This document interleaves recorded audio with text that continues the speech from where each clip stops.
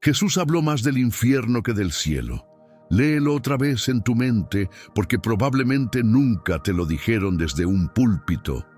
El hombre más amoroso que ha pisado esta tierra, el que abrazó leprosos, el que perdonó a la adúltera, el que lloró frente a la tumba de su amigo, ese mismo hombre habló del infierno más veces que del cielo.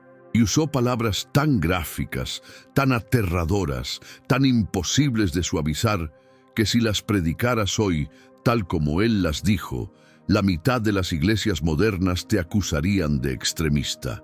Y yo te pregunto, ¿cuándo fue la última vez que escuchaste un sermón sobre el infierno en tu iglesia?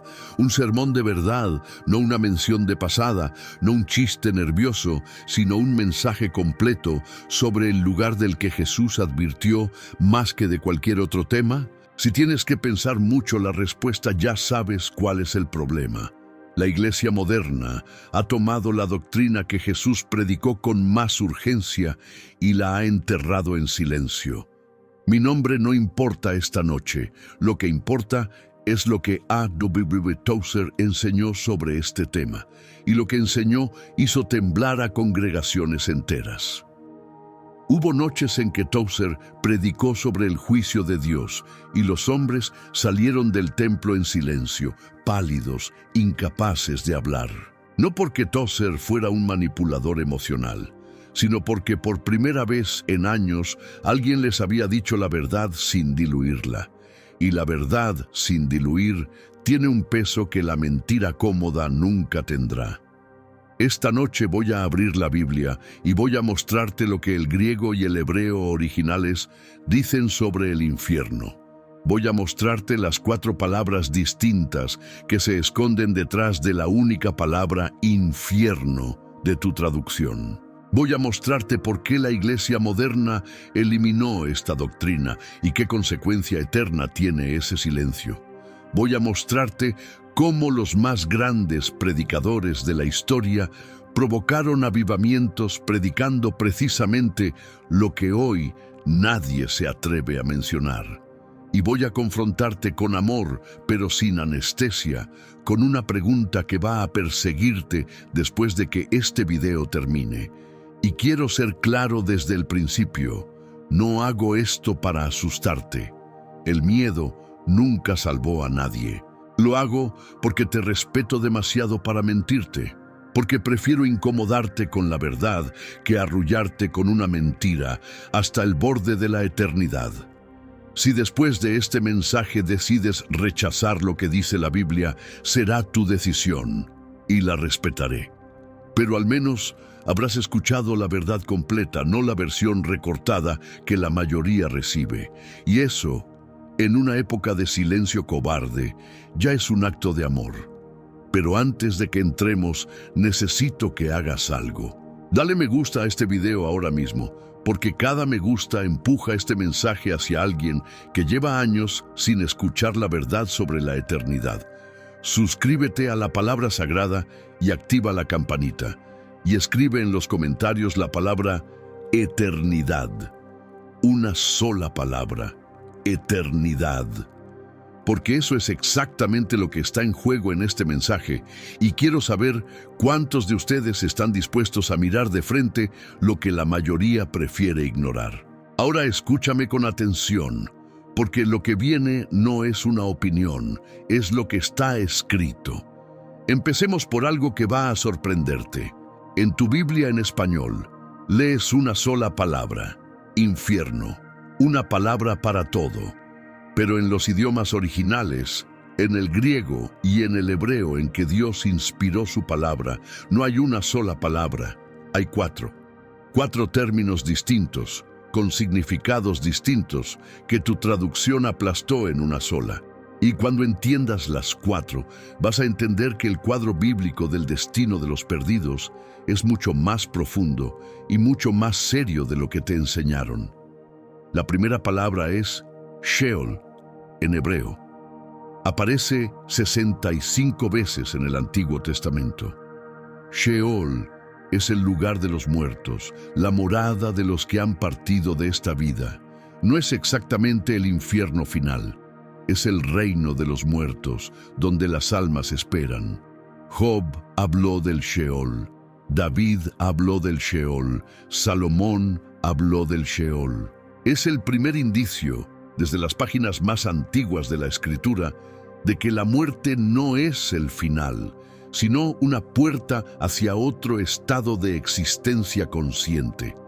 Ya en el Antiguo Testamento, miles de años antes de Cristo, Dios estaba revelando que el ser humano no se apaga como un animal cuando muere.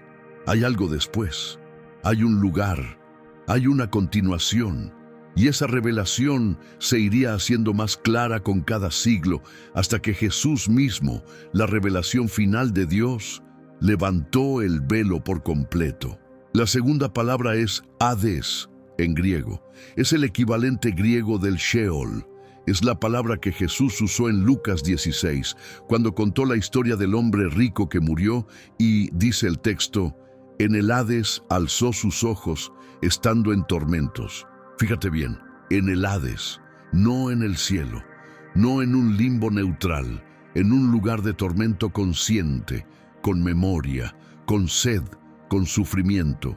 El Hades es el estado intermedio de los perdidos, donde esperan, conscientes, el juicio final.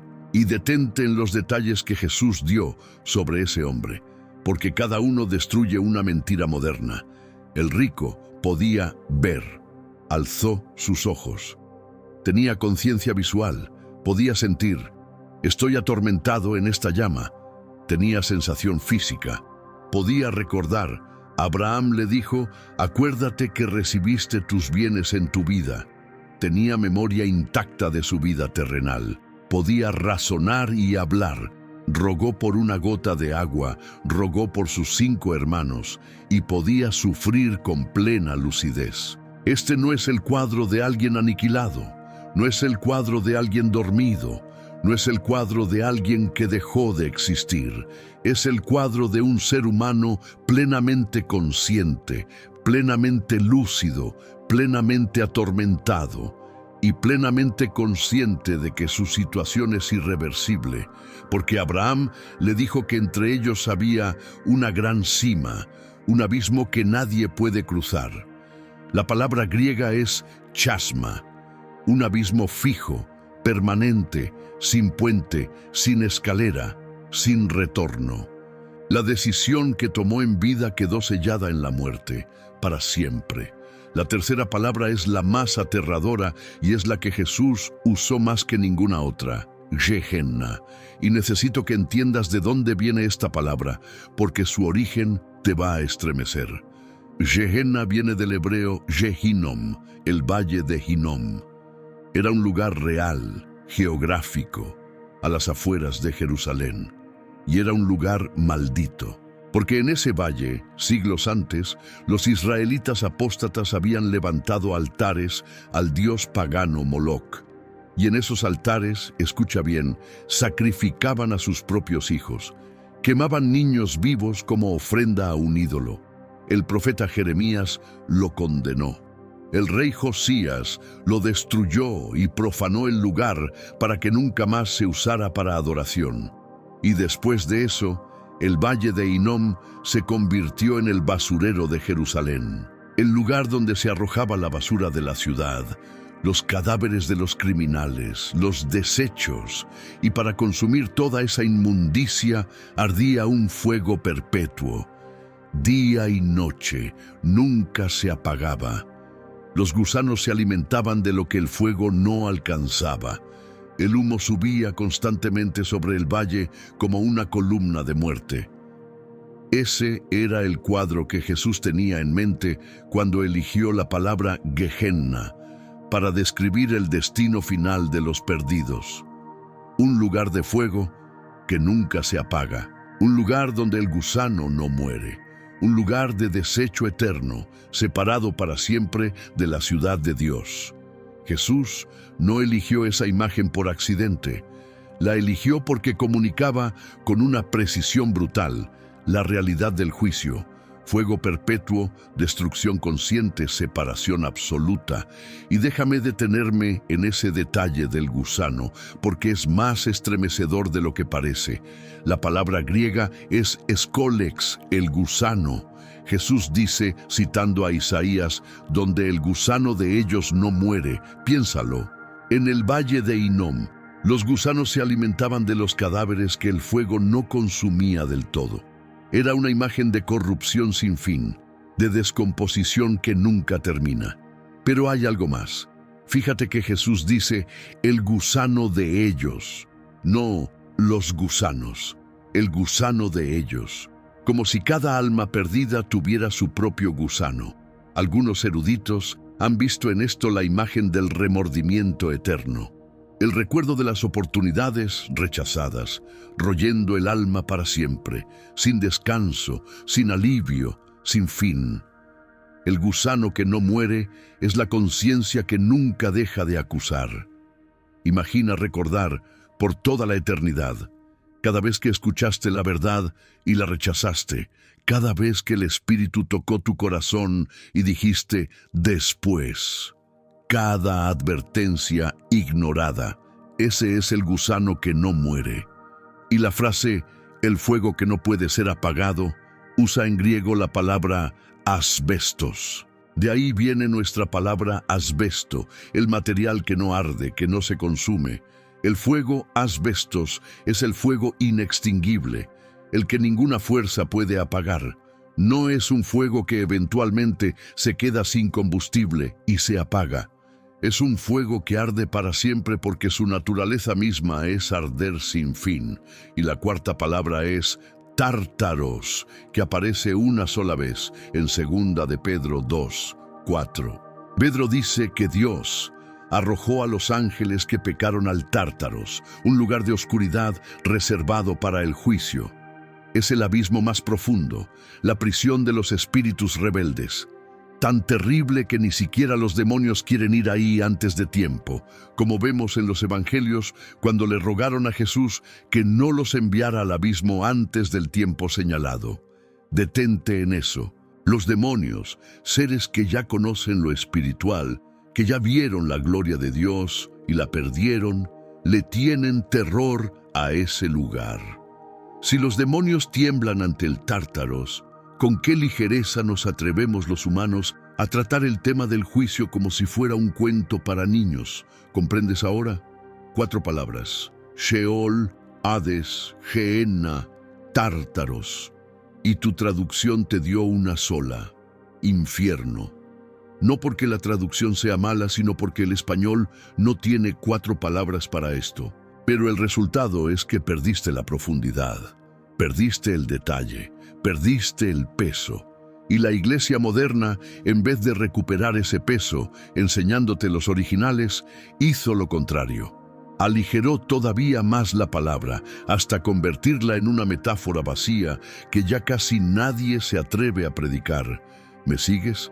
Porque ahora viene lo que Jesús realmente dijo, y necesito que lo escuches sin los filtros que te pusieron.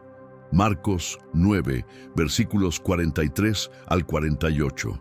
Jesús está hablando, no Pablo, no un profeta del Antiguo Testamento, Jesús mismo, el Cordero de Dios, el manso y humilde de corazón. Y dice, si tu mano te fuere ocasión de caer, córtala. Mejor te es entrar en la vida manco, que teniendo 2 manos ir al infierno, al fuego que no puede ser apagado, donde el gusano de ellos no muere y el fuego nunca se apaga. Lee eso otra vez. El fuego que no puede ser apagado, donde el gusano no muere y el fuego nunca se apaga. Jesús repite la idea 3 veces en pocos versículos, para que no quede ninguna duda. La palabra que usa para infierno aquí es Gehenna, el valle del fuego perpetuo. Y la frase, el gusano no muere, viene directamente de Isaías 66, donde el profeta describe el destino de los que se rebelaron contra Dios. ¿Sabes lo que la iglesia moderna hace con este pasaje? Lo ignora o lo espiritualiza hasta que no signifique nada. Te dicen que el fuego es simbólico, y puede que la llama literal sea una imagen de algo aún peor. Pero aquí está el problema. Cuando alguien te dice que el fuego es solo simbólico para hacerte sentir mejor, está usando el símbolo para disminuir la realidad. Y Jesús nunca usó símbolos para disminuir realidades, los usó para amplificarlas. Si el fuego es un símbolo, entonces la realidad que simboliza es más terrible que el fuego, no menos. Esa es la dirección correcta de la lógica. Pero la iglesia moderna invirtió la flecha para poder dormir tranquila. Ahora el golpe definitivo, Mateo 25:46, es el final de la enseñanza de Jesús sobre el juicio de las naciones, la separación de las ovejas y los cabritos. Y Jesús cierra con estas palabras: e irán estos al castigo eterno y los justos a la vida eterna. Aquí está la bomba que destruye una de las mentiras más populares de la iglesia moderna.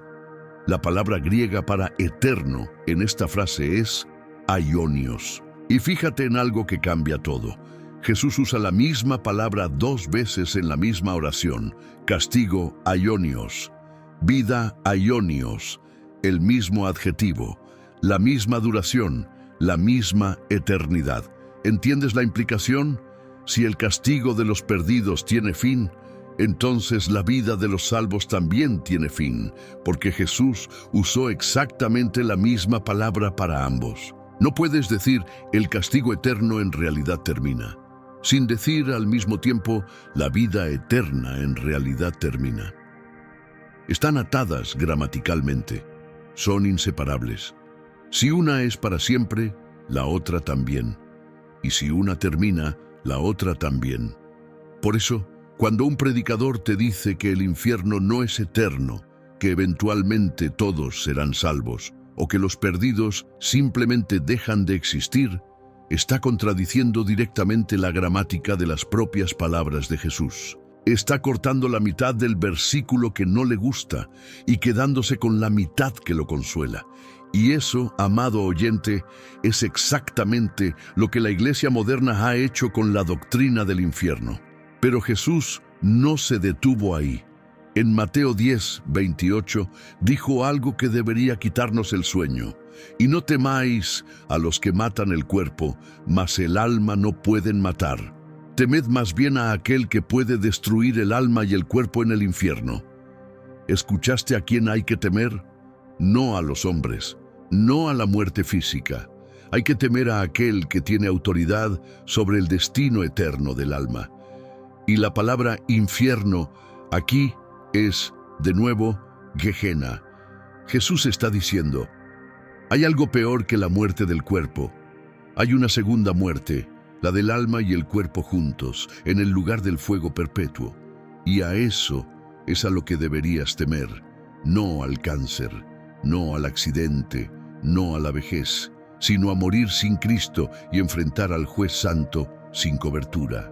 Pablo lo confirmó en 2 de Tesalonicenses 1:9, hablando de los que no conocen a Dios y no obedecen al Evangelio, los cuales sufrirán pena de eterna perdición, excluidos de la presencia del Señor y de la gloria de su poder. Fíjate en esa frase: excluidos de la presencia del Señor. Quizás esa sea la peor parte del infierno, no el fuego, no el gusano, sino la ausencia total y eterna de Dios. En esta vida, hasta el más impío disfruta de las misericordias comunes de Dios. El sol, la lluvia, el amor, la belleza, la risa, todo eso son destellos de la presencia de Dios derramados sobre justos e injustos.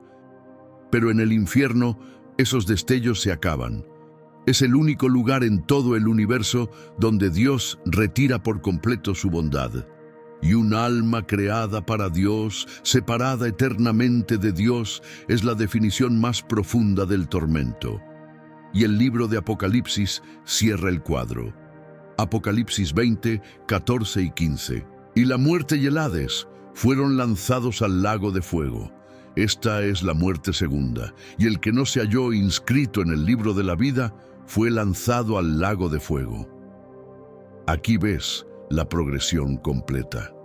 El Hades, el estado intermedio, finalmente es vaciado y arrojado al lago de fuego, el destino final, la gehenna eterna. Y el criterio de separación es uno solo: si tu nombre está o no está en el libro de la vida.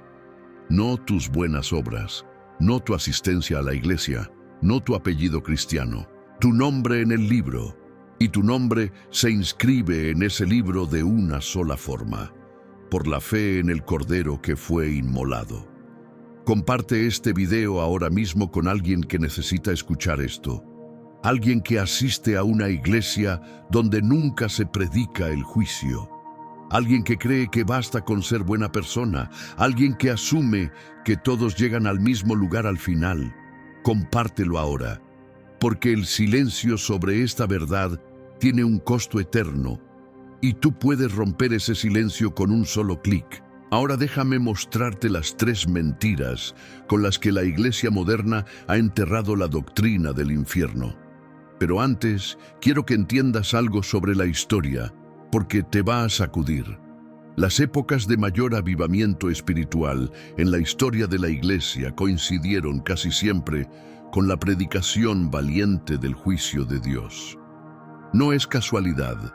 Cuando Jonathan Edwards, en 1741, predicó su famoso sermón «Pecadores en manos de un Dios airado», la gente se aferraba a las bancas y a las columnas del templo, como si literalmente sintieran que el suelo se abría bajo sus pies hacia el abismo.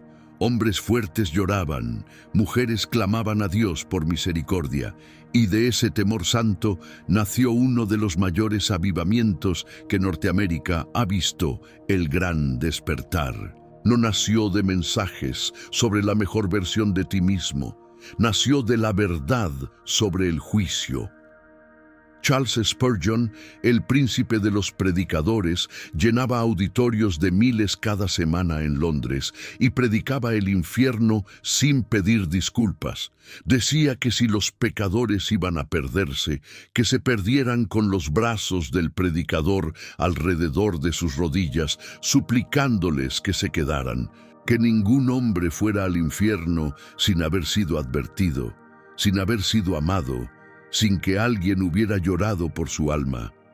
Para Spurgeon, predicar el infierno no era crueldad, era la forma más alta de compasión. George Whitefield predicó al aire libre a multitudes de 20-30 mil personas sin micrófono y describía el juicio venidero con tal realidad que los mineros de carbón, hombres rudos que nunca habían pisado una iglesia, lloraban dejando surcos blancos en sus rostros tiznados de carbón. La verdad del juicio quebrantó corazones que ningún entretenimiento religioso habría tocado jamás. Y ahora compara eso con hoy. Compara esos avivamientos con la iglesia moderna, llena de luces, de música profesional, de cafeterías en el vestíbulo, de mensajes motivacionales de 20 minutos diseñados para que nadie salga incómodo. Y pregúntate, ¿dónde está el avivamiento? ¿Dónde está el quebrantamiento? ¿Dónde están los hombres que lloran por sus pecados? Desaparecieron junto con la predicación del juicio. Cuando enterramos el infierno, enterramos también el poder. Porque no se puede apreciar la altura de la gracia sin haber visto la profundidad del abismo del que esa gracia nos rescata. Un evangelio sin infierno es un rescate sin peligro. Y un rescate sin peligro no conmueve a nadie. Ahora sí, las 3 mentiras. Porque la iglesia no eliminó el infierno de golpe. Lo enterró poco a poco, con 3 ideas que suenan compasivas, pero que son profundamente falsas. La primera mentira es el universalismo. La idea de que, al final, todos serán salvos. Que el amor de Dios es tan grande que nadie se perderá. Que el infierno, si existe, estará vacío. Suena hermoso, ¿verdad? Suena tan amoroso. Pero hay un problema fatal. Contradice cada advertencia que Jesús hizo. Si todos van a ser salvos de todas formas, ¿por qué Jesús advirtió tanto? ¿Por qué habló del fuego que no se apaga? ¿Por qué dijo ancha es la puerta y espacioso el camino que lleva a la perdición, y muchos son los que entran por ella? Porque estrecha es la puerta y angosto el camino que lleva a la vida, y pocos son los que la hallan. Muchos van por el camino ancho, pocos por el angosto. No es lo que queremos oír, pero es lo que Jesús dijo, con esas palabras exactas. Y piensa en esto: si el universalismo fuera verdad, la cruz sería el acto más absurdo de la historia. ¿Para qué sufrió Cristo el abandono del Padre, los clavos, la corona de espinas, la lanza, si al final todos se salvan de todas formas? Si no hay condenación de la que ser rescatado, la cruz es teatro innecesario. El universalismo no exalta la cruz, la vacía de sentido. Convierte el sacrificio más grande del universo en un gesto decorativo. Por eso el universalismo no es una versión más amorosa del cristianismo. Es su negación disfrazada de ternura. Una fe que requiere borrar las palabras de Cristo y vaciar su cruz no es fe cristiana. Es otra cosa con disfraz cristiano. La segunda mentira es el aniquilacionismo. La idea de que los perdidos no sufren eternamente, sino que simplemente dejan de existir. Se apagan, como una vela, sin dolor, sin conciencia, sin tormento, solo nada. Esta mentira es más sutil porque acepta que hay juicio, pero le quita el peso eterno. Y ya vimos por qué es falsa. Aionios. El castigo es eterno con la misma fuerza con que la vida es eterna. Además, en Lucas 16, el hombre rico no fue aniquilado. Estaba consciente, sentía, recordaba, hablaba, rogaba por una gota de agua.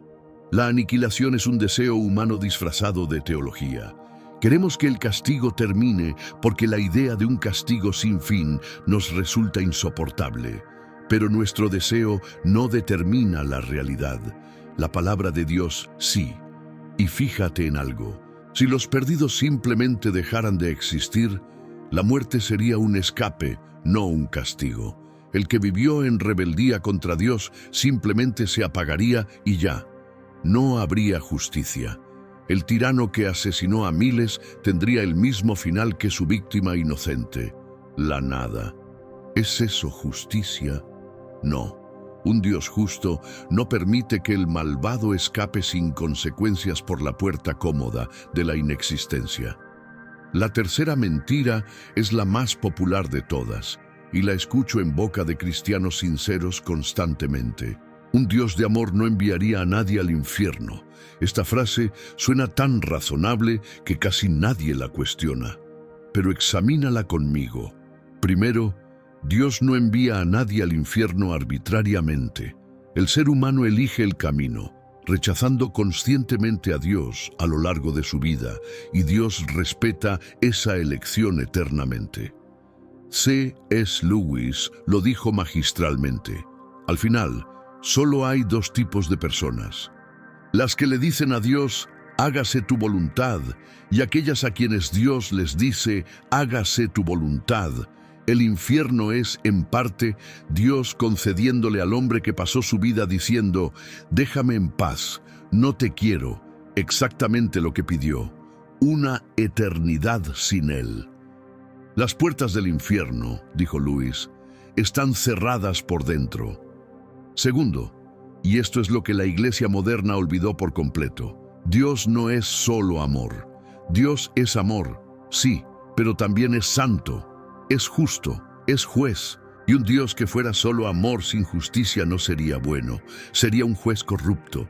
Imagina un juez humano que por amor deja libre al genocida, al violador de niños, al asesino en serie sin ninguna consecuencia.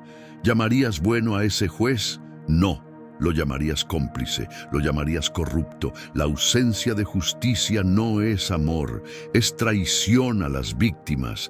Y un Dios que no hiciera justicia eterna sobre todo el mal de la historia no sería un Dios de amor. Sería un Dios indiferente al sufrimiento de los inocentes. La existencia del infierno no contradice el amor de Dios. es en parte la garantía de que la maldad no tendrá la última palabra, de que habrá justicia, de que la sangre derramada de los inocentes a lo largo de la historia no clamará en vano. Y aquí es donde Tozer hablaba con una fuerza que pocos se atreven a igualar. Tozer dijo que la Iglesia moderna ha cometido el error más peligroso de todos. Ha tomado un solo atributo de Dios, su amor, y lo ha separado de todos los demás. Ha creado un Dios desequilibrado, un Dios que es pura ternura sin santidad, pura misericordia sin justicia, puro perdón sin requisitos. Y Tozer advirtió que ese Dios no existe. Es un ídolo, es una invención humana, es un Dios hecho a la medida de nuestra comodidad, no el Dios santo y terrible que se reveló en las Escrituras.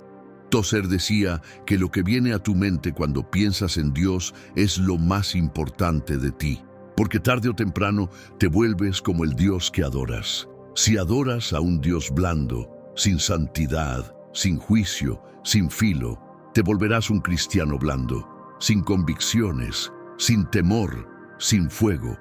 Pero si adoras al Dios real, el Dios 3 veces santo, ante quien los serafines cubren sus rostros y claman, «Santo, santo, santo», el Dios ante cuya presencia Isaías gritó, «Ay de mí que soy muerto, porque siendo hombre inmundo de labios he visto al Rey». Entonces algo en ti se transforma. Te vuelves serio acerca del pecado.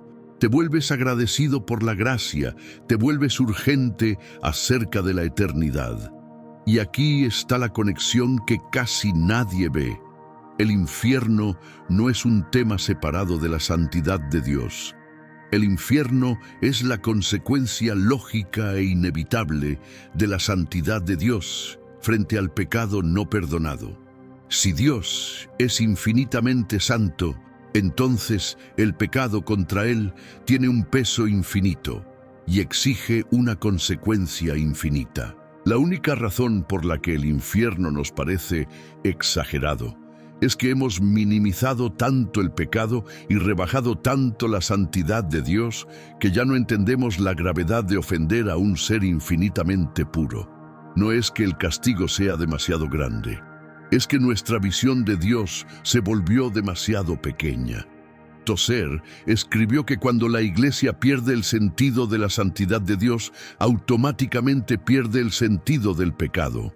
Y cuando pierde el sentido del pecado, automáticamente pierde el sentido del juicio. Y cuando pierde el sentido del juicio, automáticamente deja de predicar el infierno. Todo está conectado. El silencio sobre el infierno no es un problema aislado. Es el síntoma final de una enfermedad que empezó cuando dejamos de temblar ante la santidad de Dios.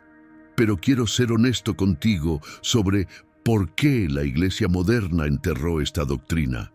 Porque no fue solo un error teológico. Hubo razones más bajas, más humanas, más vergonzosas, y necesitas conocerlas para no caer en la trampa. La primera razón es comercial. Sí, comercial. La Iglesia moderna en muchos lugares se convirtió en un negocio que necesita clientes. Y a los clientes no se les incomoda. El infierno vacía las bancas a corto plazo porque la gente no quiere escuchar que está en peligro. Así que muchos líderes, conscientemente o no, hicieron el cálculo. Un mensaje suave llena el auditorio, un mensaje de juicio lo vacía, y eligieron el auditorio lleno por encima de la verdad. Cambiaron almas advertidas por bancas ocupadas. Es el mismo cálculo que hizo Balaam, el mismo que hizo Demas. Amaron el resultado visible más que la verdad invisible. La segunda razón es el evangelio de la prosperidad. Cuando predicas que Dios quiere que seas rico, saludable y feliz aquí y ahora, el infierno se vuelve un estorbo. No encaja en el mensaje. ¿Cómo hablas de tormento eterno en una iglesia que promete que Dios va a multiplicar tu cuenta bancaria? No puedes. Entonces, eliminas el infierno para que el mensaje de prosperidad no tenga contradicciones, pero al hacerlo, predicas a otro Dios, un Dios genio que existe para cumplir tus deseos, no el Dios santo ante quien toda rodilla se doblará. La tercera razón es la cobardía pastoral disfrazada de relevancia. No queremos espantar a los jóvenes, queremos ser relevantes para la cultura. El mensaje del infierno aleja a la gente y bajo el disfraz de relevancia se esconde el miedo. Miedo a que la gente se vaya, miedo a las críticas, miedo a ser llamado anticuado, extremista, intolerante, y por ese miedo callaron la advertencia más importante que un ser humano puede recibir. Prefirieron la aprobación de los hombres a la fidelidad a Dios. Y Jesús ya tenía una palabra para eso. ¿Cómo podéis vosotros creer, pues recibís gloria los unos de los otros y no buscáis la gloria que viene del Dios único? Te voy a contar de otra persona, doña Rosa, 74 años. A diferencia de don Eduardo, Rosa sí había escuchado sobre el infierno hacía décadas, en su juventud, en una iglesia antigua de pueblo. Pero con los años cambió a una congregación moderna, grande, con pantallas y banda. Y poco a poco, sin darse cuenta, fue olvidando lo que sabía.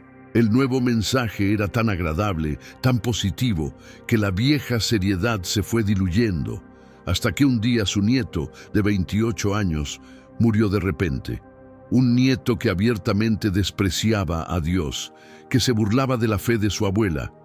Y en el funeral, el pastor moderno dijo lo de siempre: ahora está en un lugar mejor, descansando en paz. Y Rosa, por primera vez en años, sintió que algo no cuadraba, porque la vieja verdad que había enterrado volvió a su memoria. Y se dio cuenta de que durante años le habían vendido un consuelo que no tenía base.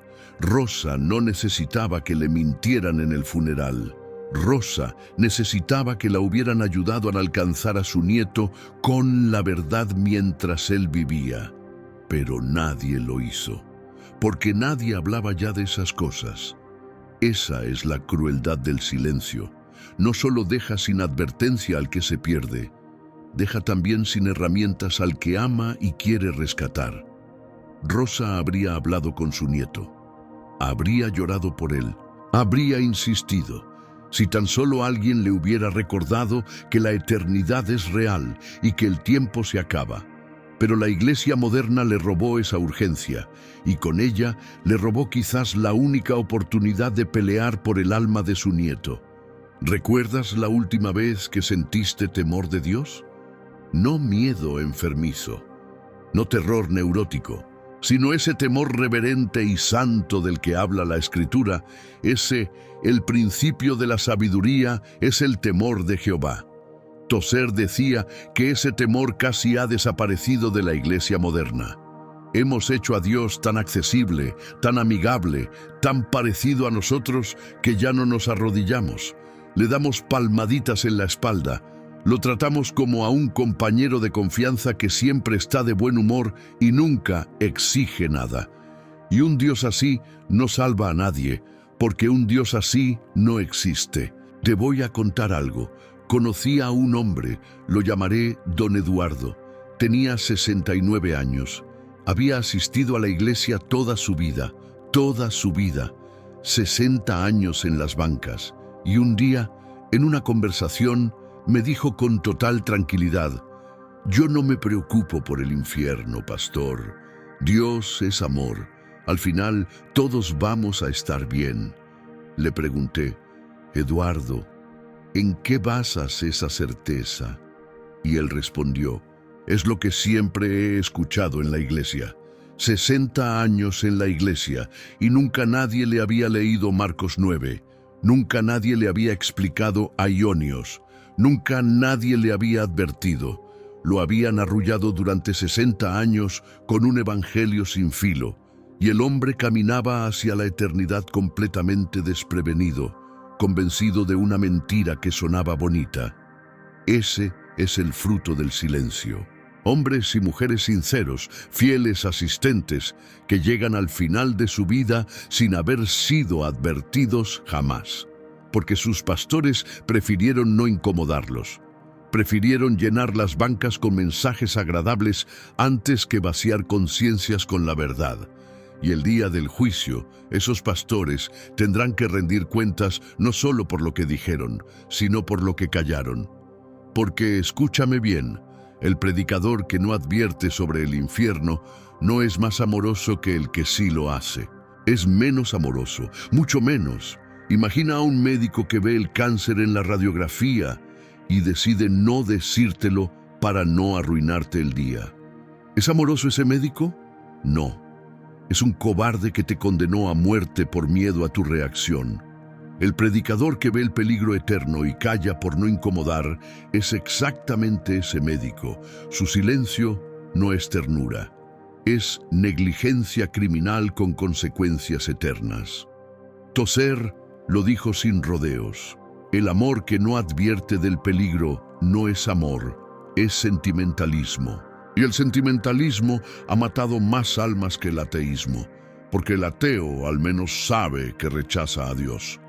Pero la víctima del sentimentalismo religioso cree que está a salvo mientras camina, sonriendo hacia el abismo. ¿Me sigues? Porque ahora viene la pregunta que va a perseguirte. Si el infierno es real, si es eterno, si es lo que Jesús describió con tanta urgencia, entonces hay solo una pregunta que importa más que cualquier otra en tu vida. ¿Dónde vas a pasar la eternidad? No dónde vas a pasar tu jubilación, no dónde vas a pasar las vacaciones, la eternidad. Ese tiempo sin fin que empieza el segundo después de tu último latido. Y no puedes responder esa pregunta con «soy buena persona». El ladrón en la cruz no era buena persona y está en el paraíso. El fariseo era excelente persona, religioso, moral, disciplinado, y Jesús le dijo que estaba lejos del reino. La salvación nunca dependió de ser buena persona. Dependió de una sola cosa: tu relación con Jesucristo. ¿Lo conoces de verdad? ¿O solo sabes cosas sobre él, como don Eduardo, que pasó 60 años en la iglesia sin conocer al Dios del que hablaban? Entonces, ¿qué haces con todo esto? Déjame darte algo concreto, porque no te traje hasta aquí para dejarte en el miedo. El miedo no es el destino de este mensaje, la verdad sí. Y la verdad, cuando se recibe bien, no paraliza, libera. Lo primero, deja de medir tu eternidad por sentimientos y mídela por la palabra. Tus sentimientos te dicen todo estará bien. La palabra te dice examinaos a vosotros mismos si estáis en la fe. Segunda de Corintios 13:5. Examínate, no asumas, no supongas, no te consueles con frases bonitas. Abre la Biblia y pregúntate honestamente si tu vida refleja a alguien que conoce a Cristo o a alguien que solo asiste a una iglesia. Lo segundo, recupera el temor de Dios, no el terror, sino la reverencia santa. Vuelve a ver a Dios como lo que es, santo, justo, terrible en majestad, y también, sí, infinitamente amoroso, pero amoroso en equilibrio con su santidad, no a costa de ella. Un Dios al que puedes tomar en serio, un Dios ante el cual te arrodillas, no uno al que le das palmaditas. Proverbios dice que el temor de Jehová es el principio de la sabiduría. Si has perdido ese temor, has perdido el principio mismo de la sabiduría, y todo lo que construyas encima estará torcido. Recuperar el temor de Dios no te aleja de su amor, te prepara para recibirlo como lo que es, un milagro inmerecido, no un derecho garantizado. Lo tercero, si hay alguien en tu vida que camina hacia la eternidad sin advertencia, como don Eduardo, como el nieto de Rosa, ámalo lo suficiente para decirle la verdad, no con arrogancia, no con condenación, no golpeándolo con el infierno como un martillo, pero con honestidad y con lágrimas, como Spurgeon, que decía que ningún hombre debería ir al infierno sin que alguien lo hubiera abrazado por las rodillas, suplicándole que se quedara. Porque si tú crees que el infierno es real y callas, Eres el médico que vio el cáncer y no dijo nada. El amor verdadero advierte. El amor verdadero arriesga la incomodidad, arriesga el rechazo, arriesga que te llamen anticuado por el bien eterno del otro. ¿A quién has dejado de advertir por miedo a incomodarlo?